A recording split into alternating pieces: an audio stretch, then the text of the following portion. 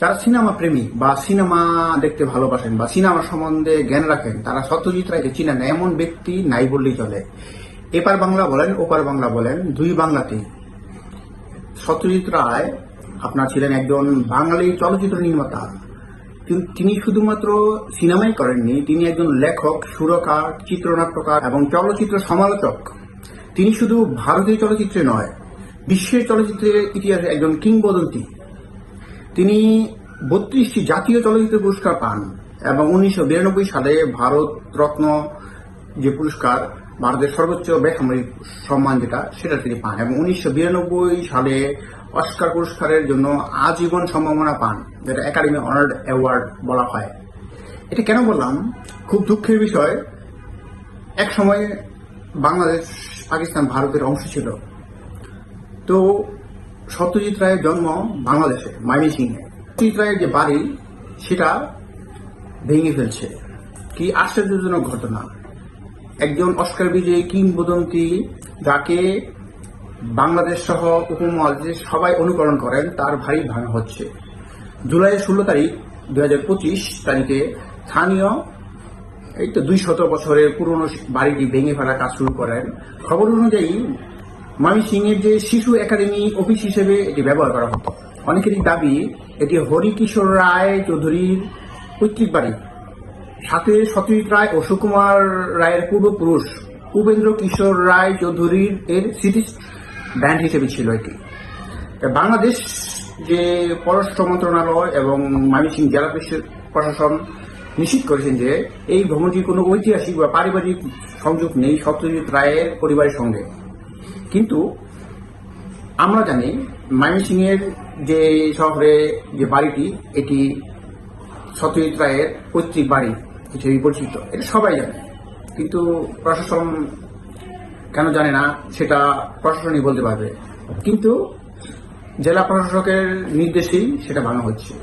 জমিদার প্রথা বিলুপ্তের পর এটি সরকারি খাস জমি হিসেবে শিশু একাডেমি দপ্তর হিসেবে ব্যবহার করা হতো, অনেক আগে থেকে হয়ে আসছে।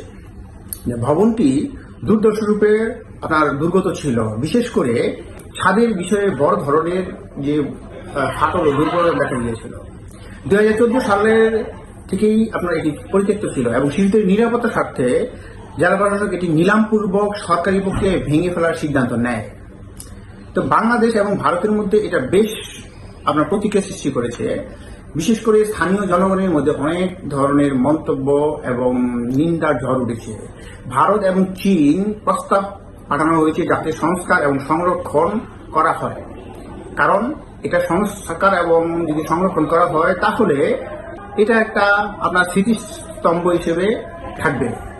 যার দরুন পশ্চিমবঙ্গে মমতা ব্যানার্জি পর্যন্ত ফোনে এবং লিখিতভাবে আবেদন করেছেন। তিনি দুঃখ প্রকাশ করেছেন এটি যেন ভাঙা না হয়।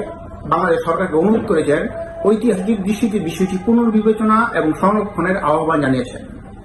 সত্যজিৎ রায়ের পরিবারের পৈতৃক বাড়ি ভাঙা হচ্ছে, এটা নিয়ে স্থানীয় জনগণ ধিক্কার জানাচ্ছে। চলচ্চিত্রের যারা লোকজন বা আপনার যারা চলচ্চিত্র সংযুক্ত যারা, তারাও এটা নিয়ে সমালোচনা করছে। যা ভাঙা হচ্ছে তা ছিল পরিত্যক্ত, এটা ঠিক আছে, কিন্তু ঝুঁকিপূর্ণ সরকারি অফিস এবং এর সাথে সত্যজিৎ রায় এবং তারা পূর্বপুরুষের কোন ঐতিহাসিক এবং পারিবারিক সম্পর্ক নেই বলে জানিয়েছেন সরকারিভাবে, বাংলাদেশ সরকারভাবে এটা জানানো হয়েছে। তবে এই ঘটনার মাধ্যমে সাংস্কৃতিক এবং ঐতিহ্যের উদ্বেগ এবং সচেতনতা বাড়তে পারে। সেই দিক থেকে এটি গুরুত্বপূর্ণ প্রতিক্রিয়া সাংস্কৃতিক অঙ্গনে সৃষ্টি হয়েছে। সত্যজিৎ রায় এই যে বাড়িটি, এটি ইচ্ছা করলেই সংরক্ষণ করা যায় যদি, কারণ ভারতীয় গভর্নমেন্ট অলরেডি আপনার এই বিষয়ে কথা বলেছে। এটি রক্ষণাবেক্ষণের জন্য যত খরচ, সেই খরচটা বহন করতে তারা চায়। কিন্তু এখন পর্যন্ত কোনো ধরনের বাংলাদেশের পক্ষ থেকে কোনো ধরনের এই ধরনের প্রতিক্রিয়া আসেনি। কিন্তু সর্বশেষ খবর অনুসারে জানা গেছে অর্ধেক ভাঙার পর ভাঙার কাজটা আপাতত স্থগিত রয়েছে। এই যে শিশু একাডেমি করা হবে, এই শিশু একাডেমি অন্য জায়গায় করা যেত, অনেক জায়গা আছে ময়মনসিংহে। আমার জানা মতে, আমার জন্ম ময়মনসিংহ, আমি জানি অনেক জায়গা রয়েছে। এইরকম একজন সত্যজিৎ রায়ের মতো মানুষ, যাকে নিয়ে আমরা গর্ব করতে পারি, তার বাড়িটি ভাঙা একেবারে দৃষ্টিকটু। আমার এই ভিডিওটি যদি সরকারি পর্যায়ে যায় কিংবা স্থানীয় প্রশাসনের কাছে যায়, অনুরোধ করব এই বিষয়টি সুদৃষ্টিতে দেখতে, এবং আমার এই ভিডিওটি যদি ভালো লেগে থাকে অবশ্যই সাবস্ক্রাইব করুন। সবার মঙ্গল কামনা করছি, সবাইকে ধন্যবাদ।